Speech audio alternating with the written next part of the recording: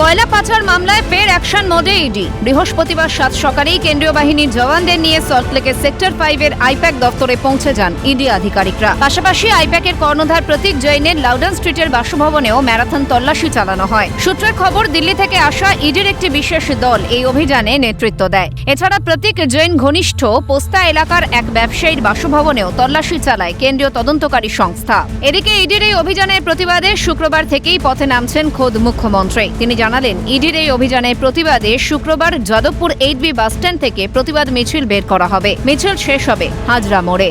এর বিরুদ্ধে আগামীকাল বিকেল 3টের সময় আপনারা জমায়েত হয়ে যাবেন 2-2:30-এর মধ্যে। যে যেরকম পারবেন যাদবপুরে 8B বাসস্ট্যান্ডের সামনে জমায়েত হবে এবং ওখান থেকে মিছিল রুট আমি সিপিকে অলরেডি বলেছি, পারমিশন নিয়েছি। যাদবপুর ফাঁড়ি হয়ে, আনোয়ারশাহ রোড হয়ে, টালিগঞ্জ হয়ে, গড়িয়াহাট হয়ে, রাসবিহারী হয়ে হাজরা এসে মিছিল শেষ হবে। আমি নিজে মিছিলটাই থাকবো।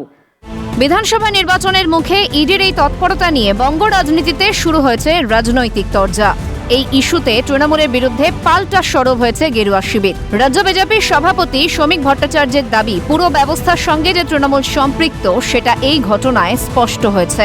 মমতা বন্দ্যোপাধ্যায় নিজেই তার ভাবমূর্তির কফিনের উপরে শেষ পেরেকটা পুঁতে দিলেন। একটি রাজ্যের মুখ্যমন্ত্রী যিনি সংবিধানের শপথ নিয়েছেন, একজন মুখ্যমন্ত্রী হয়ে তিনি সরাসরি একটি সরকারি তদন্তকারী সংস্থার একটি ফৌজদারি তদন্ত প্রক্রিয়ায় হস্তক্ষেপ করলেন। এটা অনৈতিক শব্দটা না বলাই ভালো। এটা সম্পূর্ণ আইন বহির্ভূত, অপরাধীদের আড়াল করার প্রচেষ্টা, তথ্য প্রমাণ লোভ, এবং তার সঙ্গে এই পুরো ব্যবস্থার সঙ্গে যে তৃণমূল কংগ্রেস সম্পৃক্ত হয়ে আছে। আজকে মুখ্যমন্ত্রীর এই ফাইল এবং হার্ড ডিস্ক নিয়ে চলে যাওয়া, সেই ঘটনাটাকে জনমনে প্রতিষ্ঠিত করে। একই সুর কেন্দ্রীয় প্রতিমন্ত্রী সুকান্ত মজুমদারের গলায়। তার খোঁচা, তৃণমূল কংগ্রেস কি কোনো বেসরকারি সংস্থা খুলেছে?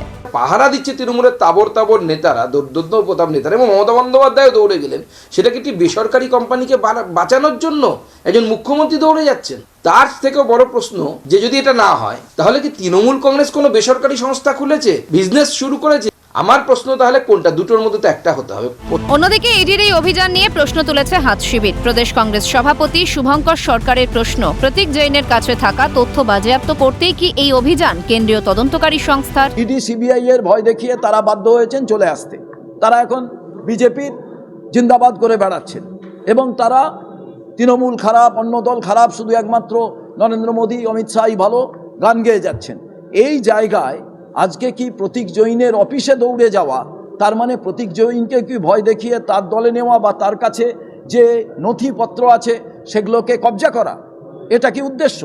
এদিকে এই ইস্যুতে তৃণমূলকে এক হাতে নিয়েছেন কংগ্রেস নেতা অধীর রঞ্জন চৌধুরী। তার অভিযোগ, আইপ্যাক হলো তৃণমূলের গুপ্তচর বাহিনী।